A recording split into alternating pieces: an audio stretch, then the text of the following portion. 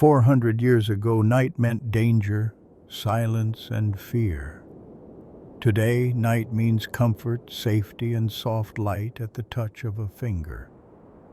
But long before electricity, before warm beds and locked doors, night in America arrived very differently. 4 centuries ago, as the sun slowly disappeared beyond the endless forests, darkness was not something people ignored. It was something they prepared for. There were no glowing cities on the horizon, no distant hum of traffic, no streetlights quietly standing guard. When night came, it came completely. In the early American colonies of the 1600s, darkness swallowed everything.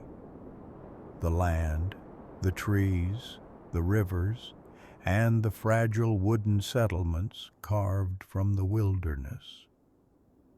Today, we close our curtains. Back then, they closed their lives inward.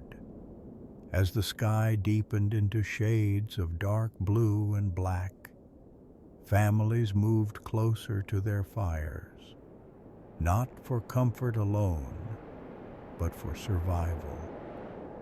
A single flame was the heart of the night. Outside the small cabins, the forest stretched endlessly. Tall trees creaked and whispered in the wind. Animals moved unseen. Eyes watched from the darkness. Today, forests are places we visit. Back then, forests were walls of uncertainty. The night air was cold, even in warmer seasons. There was no central heating to soften the chill, no thermostat to adjust, only layers of wool and the steady work of firewood.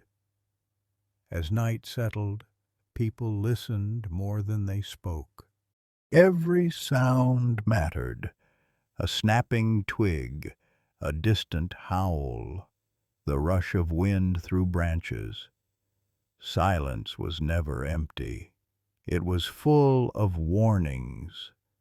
In modern life, silence is rare. We fill it with music, screens, and voices. 400 years ago, silence filled you instead. Candles were precious. They burned slowly, deliberately. Each flame represented time, effort, and cost. When a candle was lit, it was respected. When it burned low, the room grew heavy with shadow.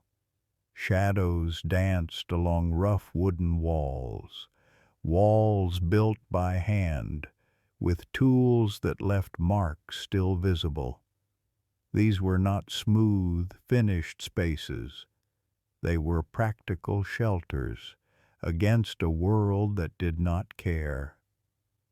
As night deepened, doors were secured with simple wooden bars. No complex locks, no alarms, just wood, faith, and habit. Outside, the night continued its quiet work. Frost formed silently. Mist rolled over fields and streams. The stars burned brightly, unchallenged by artificial light. Today, stars are hard to see. Back then, they were impossible to ignore. The sky itself felt closer, wider, more present.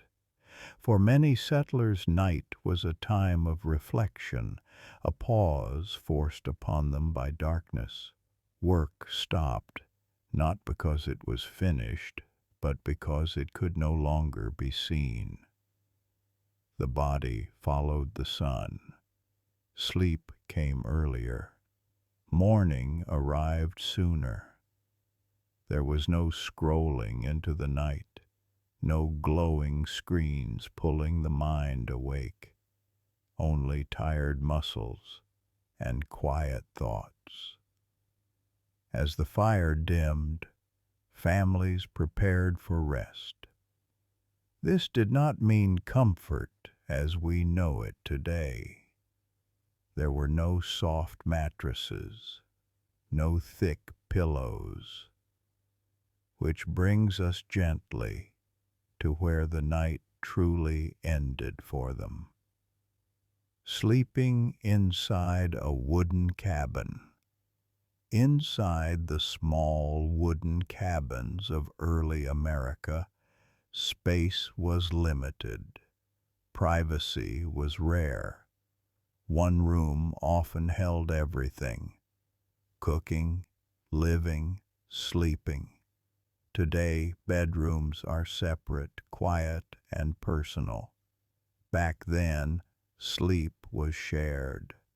Beds were simple wooden frames, if frames existed at all.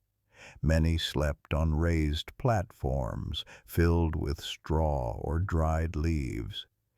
These materials shifted with every movement. They crinkled softly in the dark. Blankets were heavy, coarse, and handmade. Wool scratched against the skin. Warmth came at the cost of comfort. Fireplaces were allowed to fade overnight, leaving only embers and faint warmth. As the fire died, the cold slowly returned. It crept into the room without sound. Breath became visible. Noses grew cold. Hands were tucked close to the body. Today, warmth surrounds us even in sleep. Then, warmth had to be held. Clothing was often worn to bed. Layers stayed on. Nothing was wasted. The smell of wood smoke lingered in the air. It soaked into hair, skin, and fabric. For them, this smell meant safety. It meant fire had burned. It meant they had survived another day. The sounds of the night continued inside the cabin. Wood expanded and contracted. The wind pressed gently against the walls. Sometimes, animals could be heard nearby. Sometimes, only the deep quiet remained. Sleep came slowly, not because of anxiety alone, but because the body listened. Every creak had meaning. Every sound was noted. Children slept close to parents, not out of affection only, but necessity. In the darkness, closeness was reassurance. Beds were not places of escape. They were places of endurance. Dreams mixed with reality. Cold, hunger, and fatigue shaped the mind. Yet despite the hardship, sleep still arrived. It always does. Eventually, breathing slowed. Thoughts drifted. The body surrendered to rest. Outside, the forest remained. Inside, the fire slept with them. And somewhere between the cold wood and the quiet night, early Americans found rest in a world far harsher than our own. Far from the small wooden cabins of European settlers, deep within forests and along the edges of rivers, there existed another way of life preparing for night in a completely different manner. The native peoples of America did not see night as a new enemy. It was part of their daily rhythm. Darkness was not a surprise to them. It was expected and familiar. Today we are startled by a power outage. Back then they lived in constant harmony with the absence of light. As the sun set, native villages grew quiet slowly. No loud voices, no urgency. Fires were lit with care, not only to give light, but to mark the center of life. Around the fire, bodies sat calmly. Shadows moved across faces. Breathing began to follow the same rhythm. There were no clocks, no precise schedules. Time was measured by feeling. Today, we look at the clock before sleeping. Back then, the body itself was the clock. Tents or homes made from earth, wood, and hides were designed to welcome the night, not to fight it. The walls were not thick, but they were flexible. They breathed with the wind. The ground itself was part of sleep. Sleeping close to the earth, close to natural cold. Beds were not raised high. They were not separated from the ground. Today, we sleep far above the earth. Back then, they slept with it. Night sounds were not a source of fear. They were a source of understanding. The sound of an insect meant a certain season. The cry of a bird signaled a change in weather. The wind carried messages. The night was not silent. It was speaking. Children learned to sleep among sounds, among distant movement, among life that never truly stopped. Sleep was not an escape from the world. It was a continuation of it. Even dreams were considered part of reality.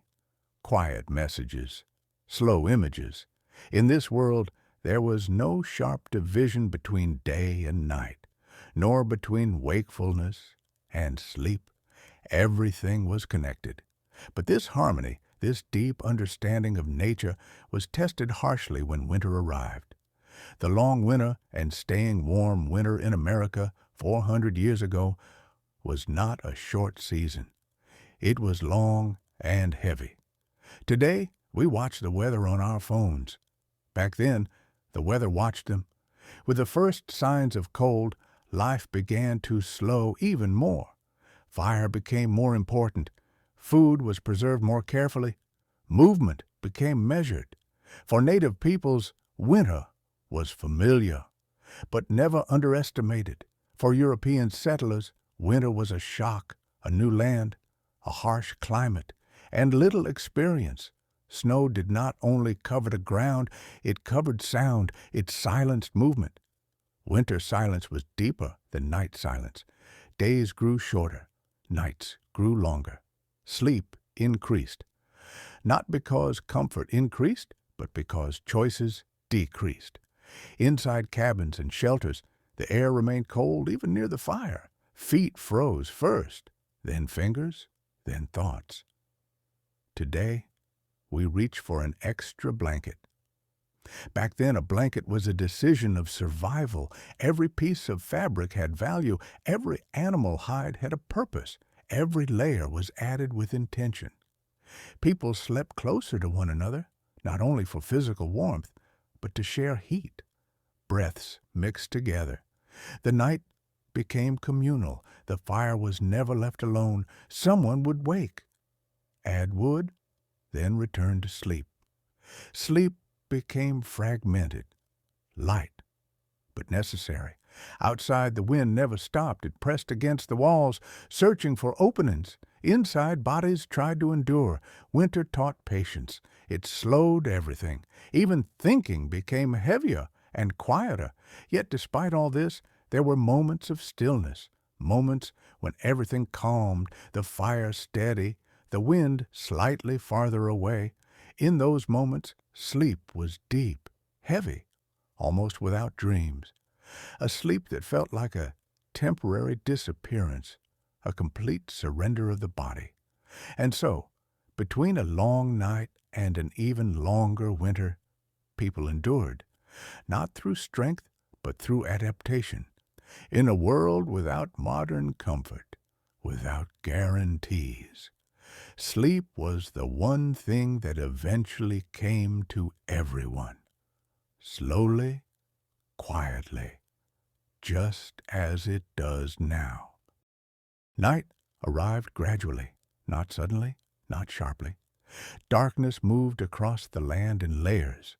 First, the distant trees lost their shape. Then the ground softened into shadow. Finally, the sky deepened until it held only stars and cold air. Sleep did not begin in the bed. It began long before. As night settled, bodies grew slower, movements became deliberate, voices dropped naturally. Inside cabins, shelters, and lodges, the air was already cold. Cold that did not shock, but pressed gently against the skin. People prepared for sleep carefully, not as a ritual of comfort, but as an act of endurance. The sleeping space was simple, often shared, often close to the ground. Beds were not soft. They were practical. Some slept on wooden frames raised slightly above the floor. Others slept on platforms packed with straw, dried grass, or leaves. These materials shifted slowly under weight. They made faint, dry sounds with each movement. In many places, the ground itself was the bed, covered with hides, wool blankets, layers arranged to trap warmth. There were no mattresses shaped for the body. The body shaped itself to the surface. Blankets were heavy, thick, often uneven. Wool scratched the skin. Animal hides carried scent. Earthy, smoky. Clothing was rarely removed. Shirts stayed on. Trousers remained. Socks, if owned, were treasured. Every layer mattered. The fire was allowed to fade slowly, not extinguished completely, but not fed enough to burn brightly. Glowing embers rested quietly. They gave off minimal warmth, just enough to slow the cold. As the fire dimmed, the temperature dropped gradually. Cold entered the room from the floor first, then from the walls, finally from the air itself. Breath became visible, thin clouds forming and disappearing. Hands were tucked under blankets. Feet were pulled close to the body. Knees bent inward to conserve heat. Sleeping positions were compact, curled, protective. Bodies learned how to rest without wasting warmth. Windows were small, sometimes nothing more than openings covered with cloth or animal skin. Sometimes wooden shutters closed tightly. No glass to seal the cold, only layers and hope. Wind pressed against these openings, soft at first, then stronger. It whistled gently through cracks, moved around corners, slid along wooden edges. The sound of wind became constant, not loud, but persistent, a low, moving breath around the shelter. Wood reacted to temperature. It expanded, it contracted, it creaked softly. Each sound was familiar, known.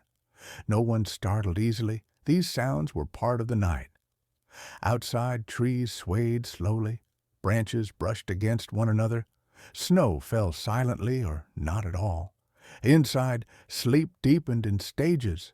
First came stillness, then slower breathing, then long pauses between breaths. The body surrendered gradually. Dreams came and went, not vivid, muted, cold-shaped dreams. So did hunger, so did fatigue. Children slept closest to warmth, near parents, near the remaining heat of the fire. Adults shifted during the night, small movements, never sudden. Someone might wake briefly, listen, adjust a blanket, turn toward or away from the wind. Then sleep returned. Night was long, uninterrupted. No clocks marked its passing, only the slow movement of cold. In deeper winter, frost formed inside shelters, along walls, near openings. Sometimes ice appeared at the edges of breath. Sleep continued anyway. The body adapted. It always did. Snow muffled outside sounds. The world grew quieter, heavier, wind became distant or closer. The shelter held or creaked under pressure. Still, sleep remained. It was not luxurious, it was not gentle, but it was real. Hours passed unnoticed. Eventually, the darkest part of night arrived, the deepest cold. This was when sleep was thickest, most complete. Bodies slowed to their lowest rhythm, breathing shallow, movements rare. Fire was nearly gone now, only warmth stored in bodies remained. And then, slowly, without announcement, the night began to loosen its hold, but sleep stayed for as long as it could. Now there is nothing left to think about. The night is quiet, the air is still, your body is heavy. Let your thoughts slow down. Let the sounds fade away. There is no need to hold on to anything. If your eyes are still open, let them rest.